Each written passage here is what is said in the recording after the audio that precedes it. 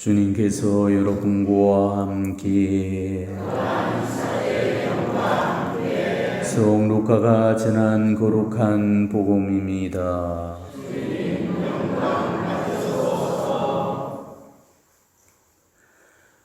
그때 바리사이 가운데 어떤 이가 자기와 함께 음식을 먹자고 예수님을 초청하였다. 그리하여 예수님께서는 그 바리사이의 집에 들어가시어 식탁에 앉으셨다.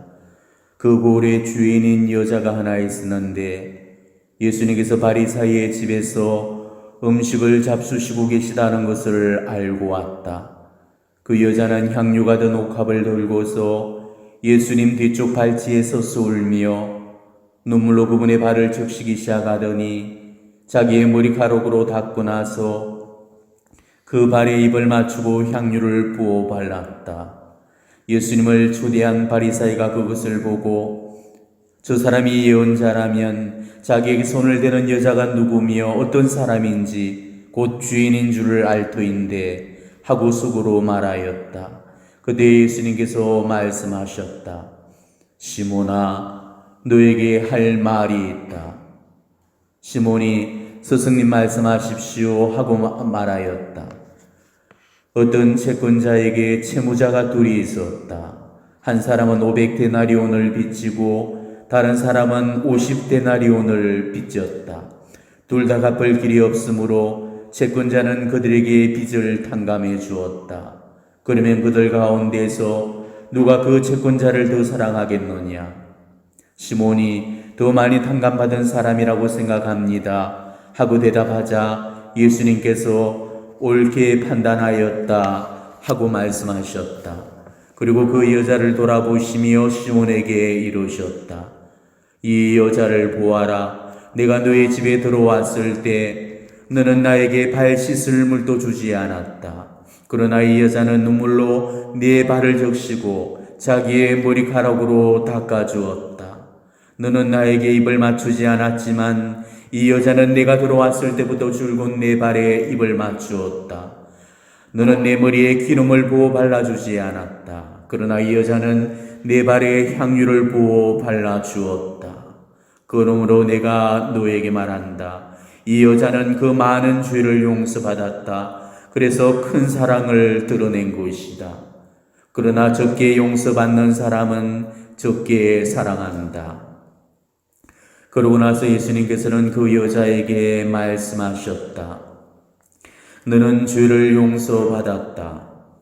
그러자 식탁에 함께 앉아있던 이들이 속으로 저 사람이 누구기에 죄까지 용서해 주는가 하고 말하였다. 그러나 예수님께서는 그 여자에게 이르셨다. 너의 믿음이 너를 구원하였다. 평안히 가거라. 주님의 말씀입니다.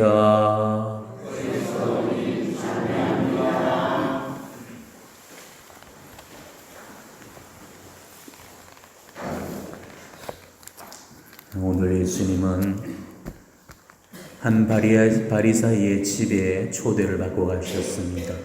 그런데 한껏 그 잔치 분위기가 고조될 무렵에 여인 하나가 예수님을 찾았죠. 그 여인은 예수님을 뵙자마자 그분 발치에 무릎을 꿇고는 눈물을 흘리면서 발에다 향유를 발라드리는 거였습니다. 그리고 머리카락으로 예수님 발을 닦아드리면서 입을 맞추었습니다. 그는 이제 곧 머지않아 있을 그분의 죽음을 알고 있었던 거고 그래서 미리서 그 장례를 준비시켜 드렸던 거였죠. 그렇지만 이 모습을 지켜봤던 그 바리사이들은 저마다 이런 그 여인의 행동과 또 예수님의 반응에 술렁되었습니다. 어떻게 저렇게 더럽고 부족한 여인이 이런 데를 다 들어왔는지도 의아했고 또 어떻게 이렇게 명망 있는 랍비라는 그런 자가 자기 발을 더러운 여인이 만지게 해서 부정을 타는 짓을 하도록 내버려두게 할 수 있는지 그들로서는 이해가 가지가 않았습니다. 자, 그렇다면 오늘 과연 예수님은 그 여인이 행실이 나쁜 여인인 줄을 모르고 계셨을까? 아니면 알고서도 용인을 하셨을까? 인간의 숨은 생각까지 다 꿰뚫어보는 분이 우리 예수님이신데 그 여인이 어떤 여인인지를 모른다는 거 이거는 말이 안 되는 소리죠. 오늘 집주인이었던 이 바리사이 시몬의 그 머릿속 생각까지도 훤히 꿰뚫어 보실 정도라면 이 여인이 누구인가쯤은 이미 다 알고 계셨을 겁니다. 그런데도 예수님은 그런 부정한 여인의 행동을 그냥 가만히 지켜만 보고 계셨던 거죠. 그렇지만 오늘 예수님을 초대했던 이 바리사이 시몬으로서는 이 이마살이 찌푸러지면서 마음이 언짢고 않고 불쾌해질 수밖에 없었던 것입니다. 그런데 바로 그때 시몬의 마음속을 알아채신 주님께서 한 가지 비유를 드시면서 이 바리사이 시몬의 그릇된 생각을 잡아주셨던 겁니다. 즉 50데나리온의 빚과 500데나리온의 그 빚 중에 이 얼마의 빚을 탕감받은 자가 더 감사하고 사랑하겠나라는 그런 질문으로 결국은 이 바리사이 시몬의 입을 막아버리셨던 겁니다. 사실이 그렇죠.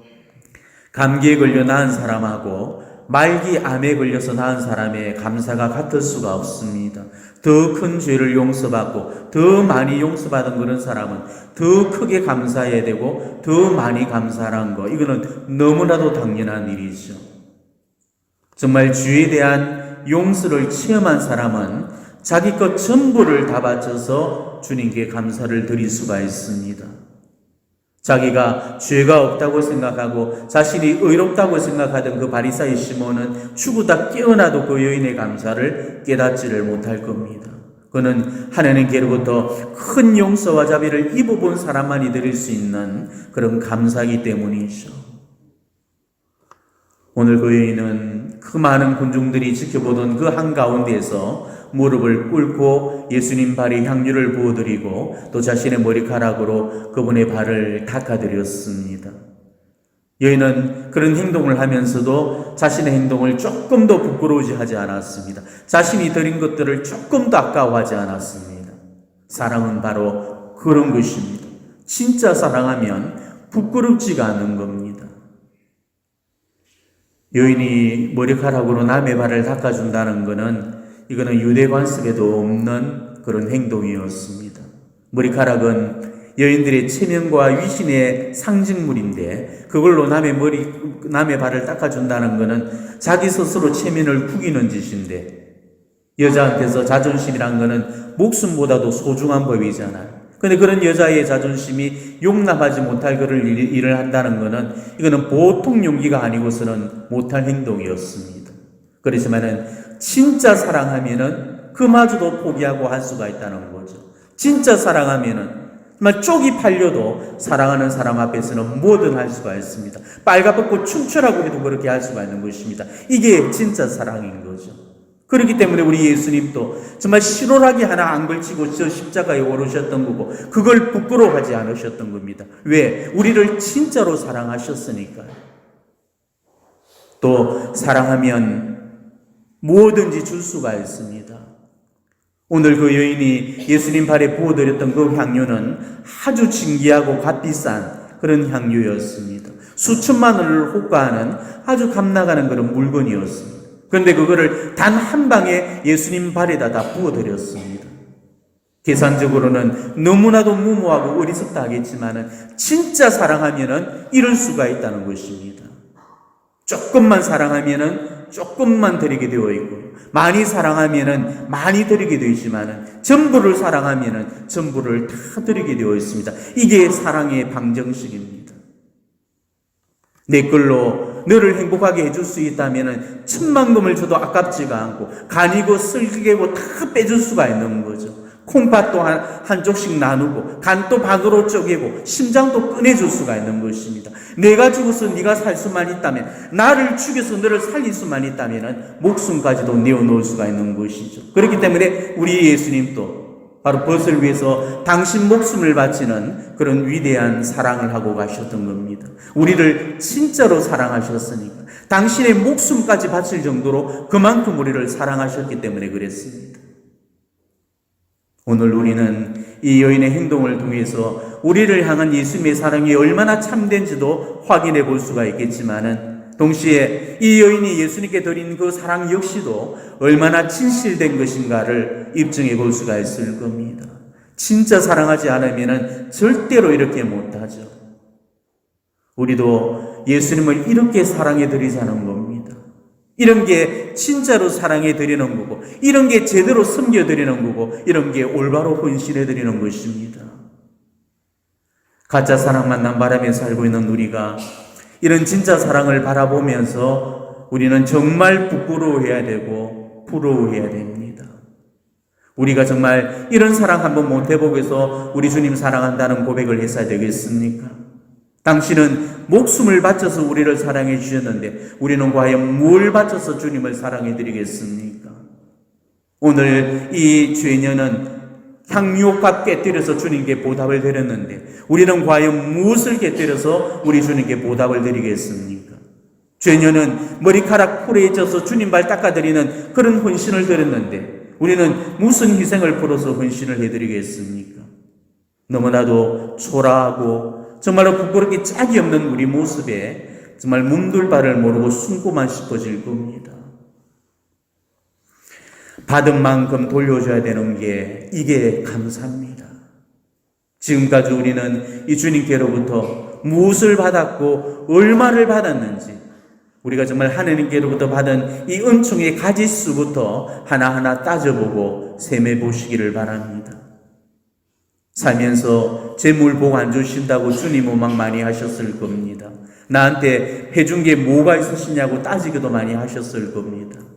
그렇지만은 우리가 정말로 하나님과의 셈을 똑바로 하게 되면은 이런 원망이 얼마나 가짜고 부끄러운 짓인가를 금방 깨닫게 되실 겁니다.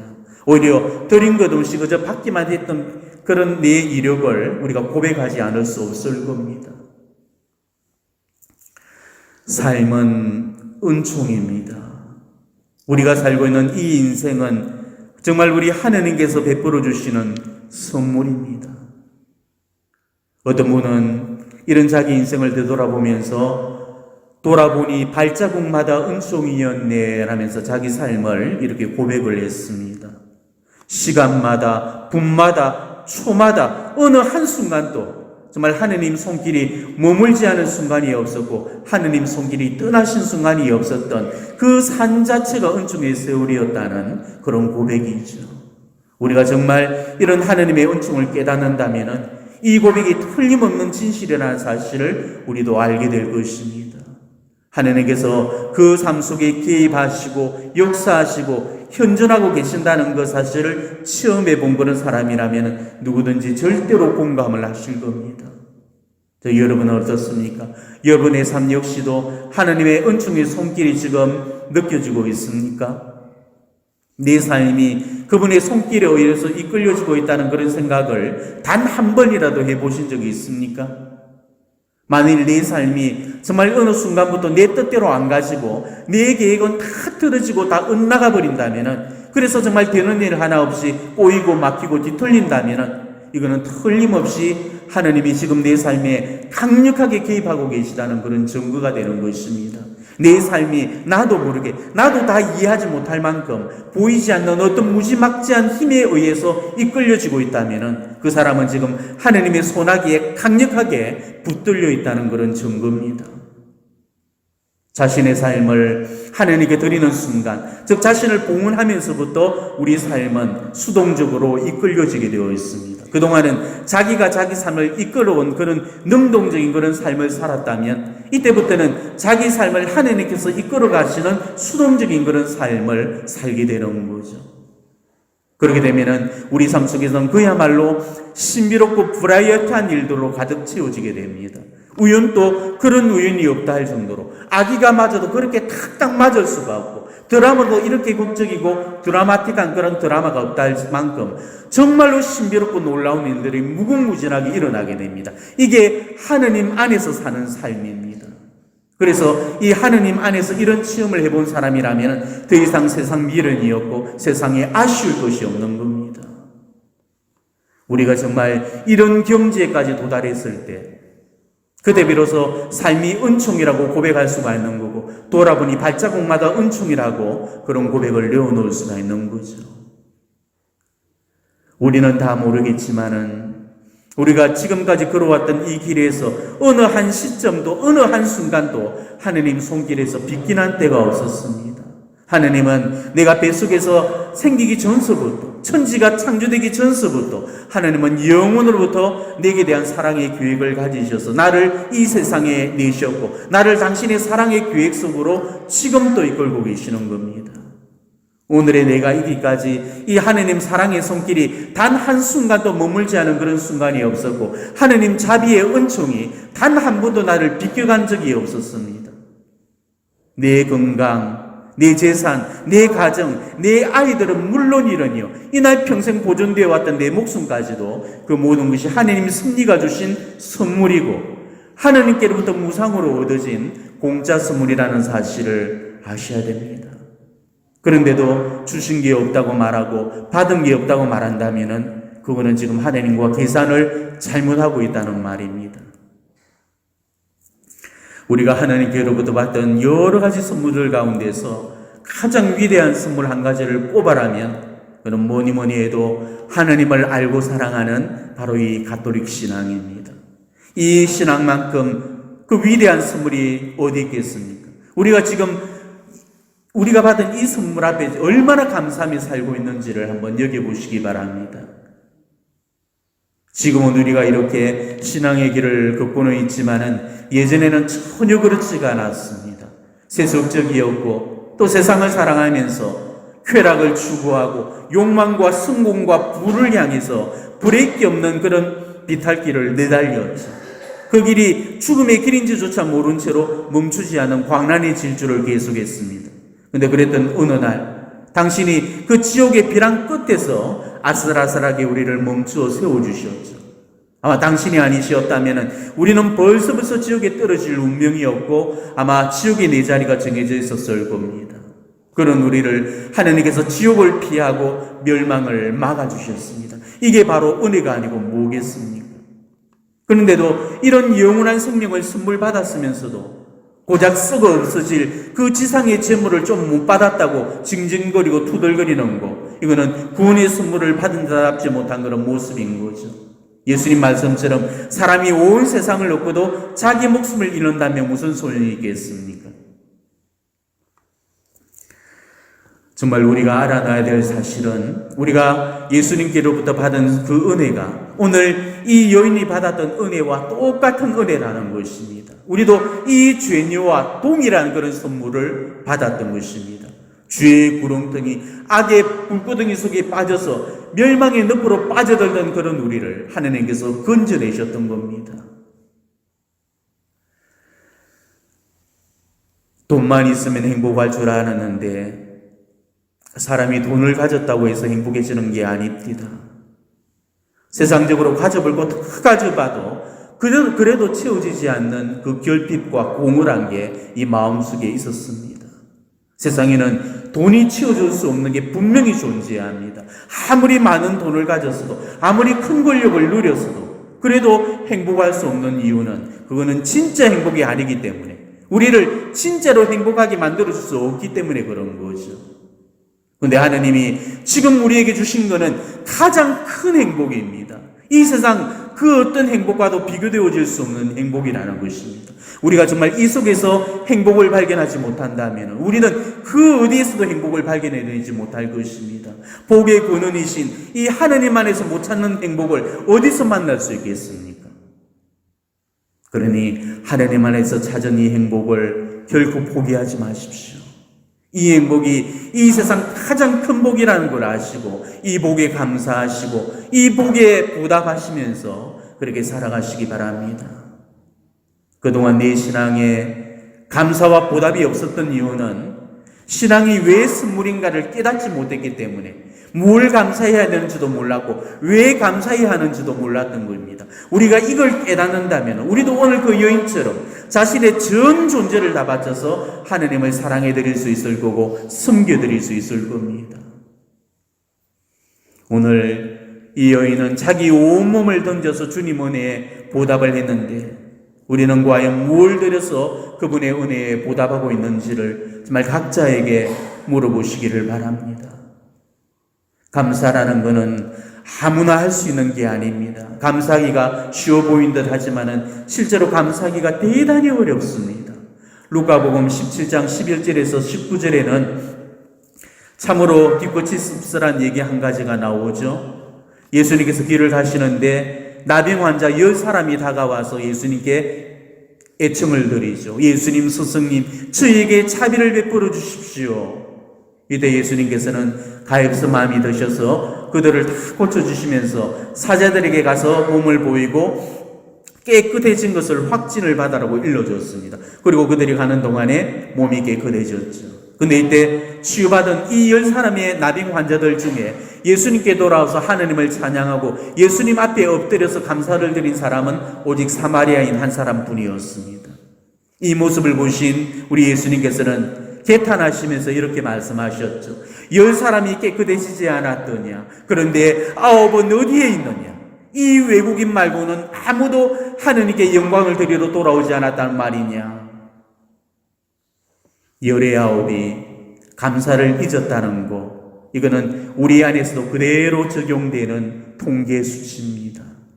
받은 은혜를 잊고 감사를 생략하는 사람이 얼마나 많은지 모릅니다. 절대 다수라고 해도 과언이 아니죠. 그래서 19인 것입니다. 우리 속담에 머리 검은 짐승은 거두는 게 아니다라는 그런 속담이 있죠. 또 뒷간 들어갈 때 마음, 나올 때 마음이 다르다는 속담도 있습니다. 물에 빠진 사람 건져줬더니 보따리 내놓으란다는 속담도 있고요. 사람은 고쳐 쓰는 게 아니라는 그런 속담도 있습니다. 내 밥 먹은 개가 발 뒤축문다는 그런 속담도 있습니다. 우리나라 속담 중에 유난히 배은망덕과 관련된 이런 속담들이 참으로 많습니다. 신이 없는 이 세상의 단면을 보여주는 것 같아서 참 씁쓸해지는 그런 기분이 들죠. 보이는 이웃들한테도 배신배반을 밥 먹듯이 한다면 우리가 보이지 않는 하느님한테는 얼마나 더 하겠습니까? 우리가 하느님께로부터 받은 은혜가 없다고 생각하면 우리 삶은 어느 것 한 가지도 하느님의 은혜가 아닌 거죠. 모든 걸 제 노력, 수고의 그런 결과로 돌리게 되고 우리는 감사를 잊어버리게 되는 것입니다. 반대로 내 삶이 온통 우리 하느님께서 주신 선물이라고 생각하면 우리 삶은 그 모든 게 하느님의 은혜가 되고 우리는 모든 걸 다 감사할 수 있게 됩니다. 은혜를 은혜로 못 느끼는 한에는 절대로 감사가 나올 수가 없다는 거죠. 그리고 감사하지 못하면 내 끄드리기를 주저할 수밖에 없는 것입니다. 내 끄드리는 것도 아까워하는 사람이 내 삶을 희생시킨다는 거, 이거는 꿈도 꾸지 못할 얘기죠. 우리는 오늘 이 복음을 통해서 정말 은혜를 은혜로 알고 그 은혜를 감사하게 되면서부터 이 한 여인의 삶이 어떻게 변화되었는가를 똑똑히 볼 수 있어야 됩니다. 우리 교회 전통에서는 이 죄녀를 마리아 막달레나로 보고 있습니다. 자, 이 죄녀를 마리아 막달레나로 놓고 보았을 때 이 막달라 마리아는 예수님께로부터 받은 은혜를 오늘 온몸으로 감사드렸고 이날로부터 시작해서 이제는 내가 사는 것이 아니고 내 안에 그리스도께서 사십니다라는 이 바오로 사도의 고백을 온 삶을 바쳐서 살아내셨습니다. 마리아 막달레나가 그 순환의 길에서 보여줬던 이 빛나는 용덕은 사도들조차도 부러워할 선망의 대상이 되었죠. 그날 골고타 언덕에는 요한 사도를 빼고서는 어떤 사도들의 모습도 볼 수가 없었습니다. 마리아 막달레나, 정말 사도들이 있어야 할 그 자리를 대신해서 묵묵히 지켜주고 있었던 것입니다. 그리고 안식을 다음날 그 이른 새벽부터 예수님의 무덤으로 달려가서 향유로 시신을 시켜드리려 했던 이 열절한 이 충정심은 그 어떤 사도들도 따라오지 못할 그런 열정이었죠. 누구보다도 우리 주님을 사랑했기 때문에, 그래서 주님도 누구보다도 그 일을 사랑해 주셨습니다. 그래서 부활하신 당신의 그 첫 모습을 가장 먼저 그녀에게 보여주셨던 거죠. 죄가 없다고 말하는 사람들, 또 자기 죄를 깨닫지 못하고 있는 그런 사람들은 죄를 용서받는다는 게 뭔지를 깨닫지 못합니다. 자기 죄를 깨닫고 나면 자기가 얼마나 큰 죄인인가를 알게 되지만 자기 죄를 볼 줄 모르게 되면 자기가 얼마나 큰 죄인인지 모르고 살게 됩니다. 자, 바오로 사도는 하느님의 은총을 체험한 순간에 자신을 죄인 중에 죄인이라고 그렇게 얘기했습니다. 자, 베드로 사도도 하나님의 은총을 체험한 그 순간에 예수님께 자신은 죄인이라면서 자기한테서 떠나달라고 그렇게 애원했죠. 세례자 요한은 예수님이 누구신지를 알아뵌 그 순간부터 그분은 점점 더 커지셔야 되고 자신은 점점 더 작아져야 된다면서 자신은 그분의 신발끈조차 풀어드릴 그런 자격조차 없는 몸이라고 고백을 했습니다. 이처럼 자기 죄를 깨닫게 되면 영혼은 겸손해집니다. 자기 죄를 깨닫는 순간에 뉘우치고 회개하게 되면서 그때부터 하나님을 온 마음으로 섬겨드리고 열정과 충성심으로 하나님을 사랑해 드릴 수가 있게 된다는 것이죠. 그렇기 때문에 우리는 하나님께로부터 받은 은혜부터 먼저 깨달을 수 있어야 됩니다. 그동안 우리가 하나님께로부터 받은 이 은혜를 제대로 계산하지 못했기 때문에 하나님과 다 자꾸만 우리가 계산을 새로 시작하려고 하는 겁니다. 내가 당신에게 이만큼을 드렸는데 당신은 내게 뭘 얼만큼 주셨는지 그걸 자꾸 따지고 계산하려고 들게 되죠. 그렇지만 언제나 하나님과 우리 사이의 계산은 우리가 하나님께 받을 빚보다도 우리가 하나님께 진 빚이 더 크고 많다는 사실만 기억하시기를 바랍니다. 우리가 아무리 내 걸 다 드리고 내 걸 다 드려서 갚는다 할지라도 우리가 하느님께로부터 받은 빚을 다 갚지를 못하게 될 겁니다. 그걸 알게 되면은 우리도 오늘 그 여인처럼 할 수가 있다는 거죠. 향료 값을 곁들여서 비싼 향료로 그분 발에 부어드릴 수도 있고 머리칼로 그분 발을 닦아드릴 수도 있을 겁니다. 그보다 더한 짓도 할 수 있고 그보다 더 미친 짓도 할 수가 있을 겁니다. 왜? 사랑하면 미치게 되어 있으니까. 진짜 사랑하면 맹목이 되고 마는 거니까. 진짜 사랑하면 내 걸을 다 바쳐서 사랑해 드릴 수가 있으니까. 내가 지금 그렇게 하는 이유는 내가 그분께 먼저 그런 사랑을 드리는 것이 아니고 그분이 먼저 나한테 그런 사랑을 베푸셨기 때문입니다. 나는 그저 이 받은 사랑을 돌려드리는 것 뿐이고 하느님이 베푸신 그 사랑에 비한다면 내 사랑은 턱없이 부족하고 모자랄 따름입니다. 과연 여러분은 지금 하느님과 어떤 식으로 계산을 하고 있습니까? 내가 더 많이 들었다고 생각합니까? 내가 더 많이 받았다고 생각합니까? 하느님이 나한테서 받으실 게 더 많다고 생각하십니까? 내가 하느님께 받을 게 더 많다고 생각하십니까? 이거 정말 계산 잘 하셔야 됩니다.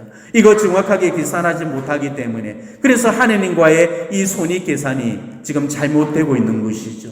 그러다 보면은 드린 것 많은데 받은 게 없다고만 생각을 하게 됩니다. 정작 드린 것은 없이 전부가 받은 것 뿐인데도 드린 것만 계산해 넣고 받은 것은 계산해서 쏙 빼버리게 되는 거죠. 더 크게 용서받고 더 많이 용서받은 사람은 더 크게 용서받은 자답게 더 크게 감사할 줄을 알아야 됩니다. 더 많이 용서받은 자답게 더 많이 감사하면서 살아야 되는 것입니다. 오늘도 우리는 알게 모르게 숱한 죄를 저질렀던 하루를 보내왔습니다. 그렇지만 그런 우리들을 오늘 또 우리 주님은 용서를 해주셨습니다. 지금까지 살아온 동안에 얼마나 많은 죄를 용서받았는가를 헤아려 보시기를 바랍니다. 지금까지 저질러 왔던 그런 죄들 중에 어느 한 죄도 용서받지 못한 그런 죄는 없었습니다. 주님 앞으로만 나오면 언제든 용서해 주셨죠. 내가 용서받지 못했다면 내가 용서 청하지 않아서 용서받지 못했을 뿐이지 우리 주님께서 용서를 안 해주셔서 용서받지 못한 죄는 없다는 것입니다. 우리는 더 많은 죄를 용서받은 사람답게 정말 더 많이 우리 주님을 사랑할 수 있어야 됩니다. 더 크게 용서받은 그런 사람답게 더 크게 주님을 섬길 수 있어야 됩니다. 이게 예수님에 대한 사랑의 보답이 될 것입니다. 오늘 한 여인의 감사를 통해서 정말 다시 한번 우리의 부족하기만 했던 그 감사를 회복하는 그런 시간들이 되시기를 진심으로 축원합니다. 아멘.